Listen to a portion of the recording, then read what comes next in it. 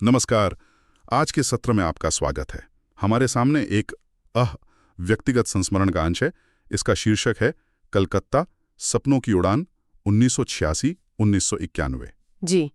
ये स्रोत हमें 1980 के दशक के अंत में, मतलब कलकत्ता में एक युवा के अनुभव, उसके संघर्ष और उसकी उम्मीदों की कहानी बताता है। हाँ। हमारा मिशन है इस वृत्तांत की गहराई में उतरना और ये समझना कि उस दौर में, खासकर जब कोई छोटे शहर से आए एक महत्वाकांक्षी नौजवान, उसके लिए जीवन कैसा था। तो चलिए इस विश्लेषण को शुरू करते हैं। हाँ, ये कहानी वाकई दिलचस्प है क्योंकि ये 1986 से 1991 के दौर की है।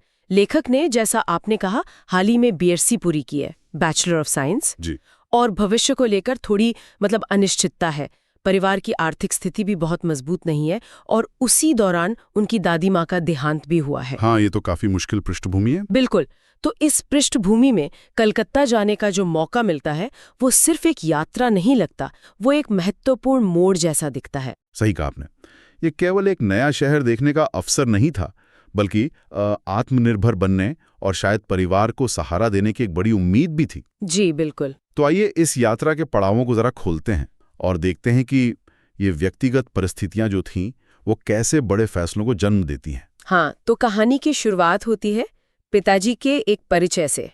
उनकी जान पहचान से हयाघाट के जायसवाल जी से मुलाकात होती है। अच्छा। और जायसवाल जी के बेटे कलकत्ता के मोतिया बुर्ज इलाके में रहते थे। अच्छा। हाँ, और वहाँ की जो मशहूर बिरला जूट मिल है उसमें काम करते थे। और फिर उन्होंने ही लेखक को प्रस्ताव दिया होगा। जी हाँ, उन्होंने लेखक को प्रस्ताव दिया कि वो उनके बच्चों को पढ़ाएं और साथ ही उनके घर पर रह भी सकते हैं। और लेखक ने, जाहिर है घर पर शायद कुछ खाली पानी या करियर की चिंता रही होगी, तो उन्होंने तुरंत हाँ कर दी होगी। बिल्कुल, तुरंत इस मौके को लपक लिया।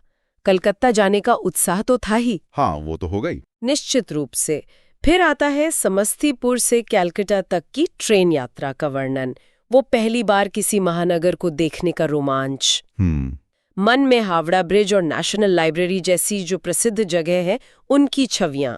स्रोत बताता है कि कलकत्ता पहुंचने पर पहली झलक में ही वो बंगाली संस्कृति, घरों की वो खास बनावट और लगभग हर घर के सामने छोटे तालाब, सब कुछ नया और आकर्षक लगा। पर हावड़ा स्टेशन पर उतरने का अनुभव, वो पहली बार ट्राम देखना जो बसों और कारों के साथ ही सड़क पर चल रही थी, हाँ, ये अपने आप में एक अनोखी बात रही होगी उस समय। फिर हावड़ा ब्रिज पार करना, लेखक ने इसे, जैसा आपने कहा, एक नई दुनिया में प्रवेश करने जैसा बताया है। जी। उस वक्त के एक युवा के लिए ये कितना विस्मयकारी रहा होगा। हाँ, ये छोटे छोटे अनुभव उस बड़े बदलाव का संकेत थे जो उनकी जिंदगी में आने वाला था। खैर, वो मोतिया बुर्ज पहुंचे, जो उस समय मिलों और मजदूर वर्ग की घनी आबादी वाला इलाका माना जाता था। जी। जायसवाल जी के बेटे का घर बिरला जूट मिल के स्टाफ क्वार्टर्स में था, एक कमरे का सेट। अच्छा, सिर्फ एक कमरा? हाँ, और लेखक के लिए सोने की व्यवस्था बरामदे में रखी एक चौकी पर हुई। अच्छा। और वहीं रहकर वो बच्चों को पढ़ाने लगे। उस माहौल का वर्णन भी काफी जीवंत है। हाँ। सुबह 4:30 बजे मिल के सायरन से दिन की शुरुआत। हाँ। जायसवाल की पत्नी का घर पर ही नमक पैक करके स्थानीय बाजार में बेचना। हाँ। और उनका सज्जन स्वभाव। जी। यहाँ ये देखने वाली बात है कि लेखक कितनी जल्दी, आप कह सकती हैं, नए माहौल में ढलने की कोशिश करते हैं, लेकिन उनका असली ध्यान वो अपने करियर पर बना रहता है। बिल्कुल सही। और यही करियर की तलाश उन्हें कलकत्ता चिड़ियाघर के पास जो नेशनल लाइब्रेरी है वहां तक खींच ले जाती है। National library? हाँ। ये सिर्फ पढ़ने की जगह नहीं थी उस वक्त। ये एक तरह से अनौपचारिक रूप से जानकारी और संपर्क बनाने का एक केंद्र बन गई थी। वो रोजाना घंटों बिताते थे, किताबें पढ़ते और करियर की क्या संभावनाएं हैं या टटोलते रहते थे। ये दिलचस्प है कि कैसे एक भौतिक स्थान जैसे लाइब्रेरी उस दौर में सोशल कैपिटल बनाने का एक अहम अड्डा था। आज के डिजिटल नेटवर्किंग युग से बिल्कुल अलग है ना? हाँ बिल्कुल। और वहाँ लेखक अलग अलग पृष्ठभूमि के लोगों से मिलते हैं। कोई प्रतियोगी परीक्षाओं की तैयारी कर रहा है, कोई लेखक है, कोई कवि। अच्छा। इन मुलाकातों से उन्हें अलग अलग करियर पथों के बारे में जानने का मौका मिलता है। और साथ ही आर्थिक तंगी का भी जिक्र है। इतने पैसे भी नहीं होते थे कि लाइब्रेरी कैंटीन में रोज खुद से चाय नाश्ता कर सकें। ओह, इसी बीच मोतिया बुर्ज में भी वो स्थानीय लोगों से घुल मिल रहे थे, खासकर बिहार, यूपी, एमपी से आए जो मिल मजदूर थे, दुकानदार थे, उनसे। जी, यही उनकी दोस्ती रमेश यादव नाम के एक हम उम्र लड़के से हुई। उन्होंने रमेश से कंप्यूटर साइंस में अपनी रुचि जाहिर की। जादवपुर विश्वविद्यालय में प्रवेश का उनका प्रयास तो पहले ही सफल हो चुका था। हाँ, और यहीं रमेश उन्हें ब्रिटिश इंस्टीट्यूट के PGDCA कोर्स के बारे में सुझाव देते हैं। PGDCA, post graduate diploma in computer applications. बिल्कुल। लेखक संस्थान के समन्वयक श्री बनर्जी उनसे मिलते हैं और कोर्स करने का मन बना लेते हैं। लेकिन तभी कहानी में एक अप्रत्याशित और काफी मुश्किल मोड़ आता है। हाँ, ये वाकई एक बड़ा झटका था। जायसवाल जी ने अचानक लेखक को मोतियाबुर्ज छोड़कर जाने को कह दिया। जी। वजह शायद यही थी कि लेखक ट्यूशन के साथ साथ अपने करियर पर ज्यादा ध्यान दे रहे थे, जो शायद जायसवाल जी को पसंद नहीं आया होगा। हो सकता है। उन्होंने लेखक को 50 रुपए देकर घर लौटने की सलाह दी। उस वक्त ये कितना हताश करने वाला रहा होगा। बहुत ज्यादा, निश्चित तौर पर। जिस उम्मीद से वो कोलकाता आए थे वो एक तरह से टूटती ही नजर आई होगी। लेकिन यहाँ लेखक की दृढ़ता दिखती है, वो निराश होकर बैठ नहीं जाते। हाँ, मनियारी वापस जाकर पिताजी को पत्र लिखते हैं और फिर अपने मामा जी की मदद से 1000 रुपए का इंतजाम करते हैं। अच्छा, मामा जी ने मदद की। हाँ, ये घटना पारिवारिक सहयोग के महत्व को भी दिखाती है कि मुश्किल वक्त में अपनों का साथ कितना मायने रखता है। सही कहा। पैसे का इंतजाम होते ही वो फिर कलकत्ता लौट आते हैं। इस बार उन्हें आसरा मिलता है बड़ा बाजार में। बड़ा बाजार कलकत्ता का मशहूर थोक बाजार। जी हाँ, वहां उनके गांव के पड़ोसी थे शिवजी। वो महिलाओं के सौंदर्य प्रसाधनों की दुकान चलाते थे। अच्छा। शिवजी ने ना सिर्फ उनका स्वागत किया बल्कि अपने कमरे में ही रहने की जगह भी दी।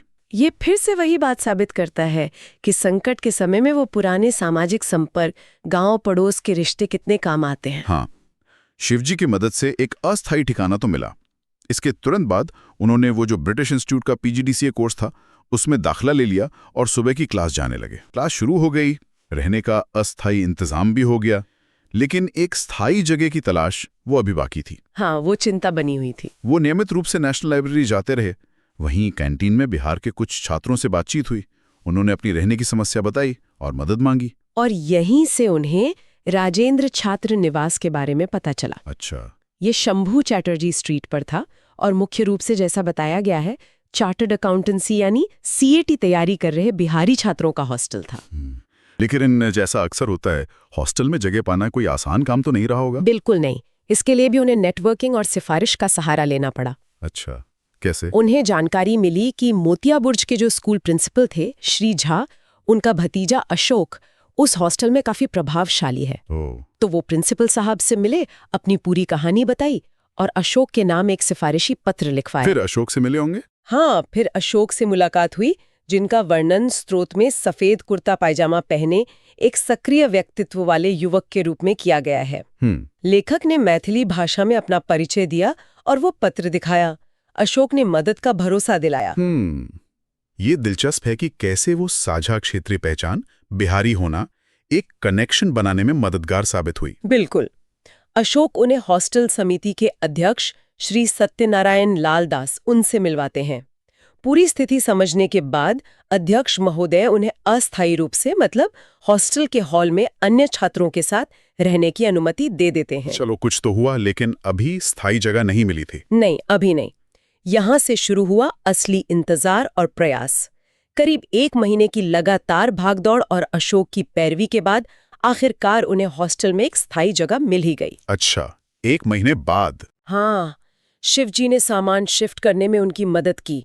ये पूरी प्रक्रिया दिखाती है कि उस दौर में सीमित संसाधनों के साथ किसी बड़े शहर में अपनी जगह बनाने के लिए कितनी लगन, कितनी नेटवर्किंग और सही लोगों तक पहुंचने की जरूरत पड़ती थी। हाँ, हॉस्टल में जगह मिलना एक बड़ी राहत थी, लेकिन तुरंत ही एक नई चुनौती सामने खड़ी थी।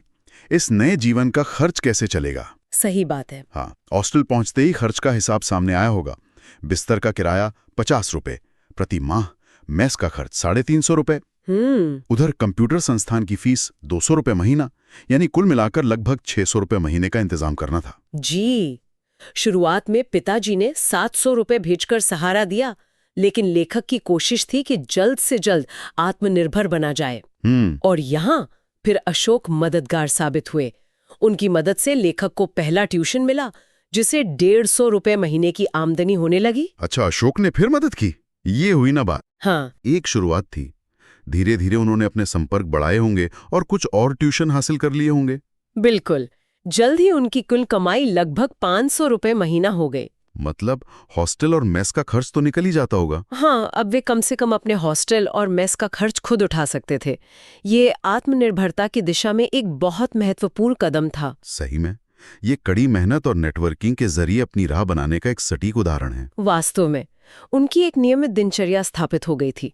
सुबह 7:30 से 10 बजे तक कंप्यूटर क्लास, फिर दिन का ज्यादातर समय नेशनल लाइब्रेरी में अध्ययन, शाम को ट्यूशन पढ़ाना और रात करीब 10 बजे हॉस्टल लौटना। काफी व्यस्त दिनचर्या थी। हाँ, और ये क्रम लगभग 15 महीने तक चला, जब तक उनका PGDCA कोर्स पूरा नहीं हो गया। कोर्स पूरा होने के बाद असली परीक्षा शुरू हुई होगी, नौकरी की तलाश। जी हाँ। ये दौर आसान नहीं था। जैसा कि स्रोत बताता है, काफी निराशा भी हाथ लगी होगी। कई जगह कोशिश करने के बाद भी जब बात नहीं बनी तो हताशा होना स्वाभाविक था। बिल्कुल। इसी संघर्ष के दौर में हॉस्टल में उनकी दोस्ती एक इम्तियाज नाम के एक मुस्लिम छात्र से हुई, जिनकी रुचि भी कंप्यूटर साइंस में थी। अच्छा। इम्तियाज के माध्यम से उनकी मुलाकात एक ऐसे व्यक्ति से हुई जो IIT खड़गपुर से पास आउट थे और जिन्होंने हाल ही में अपनी सॉफ्टवेयर कंपनी शुरू की थी। अरे वाह, IIT खड़गपुर पास आउट। हाँ, और उस कंपनी का एक उत्पाद था हुंडी नाम का अकाउंटेंसी सॉफ्टवेयर। हुंडी? जी, यहीं लेखक को उनकी पहली नौकरी मिली। हुंडी सॉफ्टवेयर के ऑपरेशन का काम 700 रुपए प्रति माह के वेतन पर। 700 रुपए, चलो शुरुआत तो हुई। हाँ, ये अनुभव हासिल करने और अपने सीखे हुए कौशल को अमल में लाने का एक बड़ा अवसर था उनके लिए। सही बात है। उन्होंने कुछ महीने यह काम किया, न केवल सॉफ्टवेयर चलाया बल्कि कंपनी के बाकी स्टाफ को भी इसे इस्तेमाल करना सिखाया। ये पहला प्रोफेशनल अनुभव उनके लिए काफी मूल्यवान रहा होगा। निश्चित ही। और फिर कुछ महीनों बाद एक और दरवाजा खुला। जहां वो पहले ट्यूशन पढ़ाते थे, उन्हीं संपर्कों के माध्यम से उन्हें किटप्लाई इंडस्ट्रीज में नौकरी के अवसर का पता चला। किटप्लाई, ये तो जानी मानी कंपनी है। जी हाँ। उन्होंने अपना CV भेजा, इंटरव्यू के लिए बुलावा आया और आखिरकार मई 1990 में उन्हें डिब्रूगढ़ यानी असम में कंपनी के EDP विभाग के लिए चुन लिया गया। EDP विभाग? जी हाँ, इलेक्ट्रॉनिक डेटा प्रोसेसिंग विभाग। जी। वाओ, ये उनके संघर्षों का एक बड़ा आप कह सकते प्रतिफल था। छोटे शहर से कलकत्ता आकर इतने उतार चढ़ाव देखने के बाद एक प्रतिष्ठित कंपनी में नौकरी मिलना, वो भी एक जिम्मेदार पद पर। हाँ।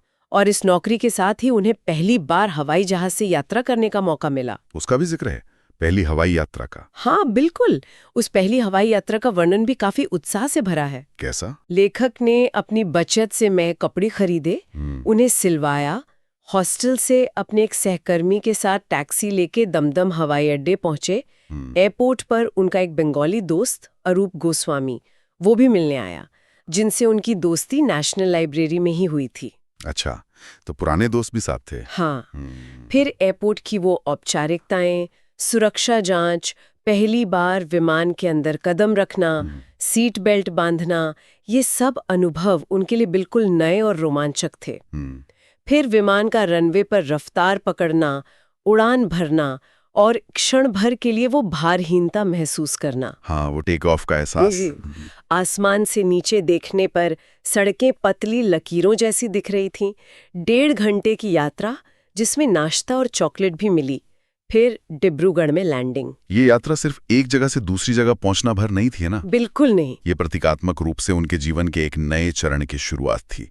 संघर्षों के बाद मिली सफलता, वो आसमान छूने का एहसास और भविष्य की ओर एक उम्मीद भरी उड़ान। तो इस पूरे वृत्तांत को अगर हम समेटें तो ये कहानी है दृढ़ता की, बदलते हालात में ढल जाने की, यानी अनुकूलनशीलता की, और सबसे बढ़कर मानवीय रिश्तों और संपर्कों की ताकत की।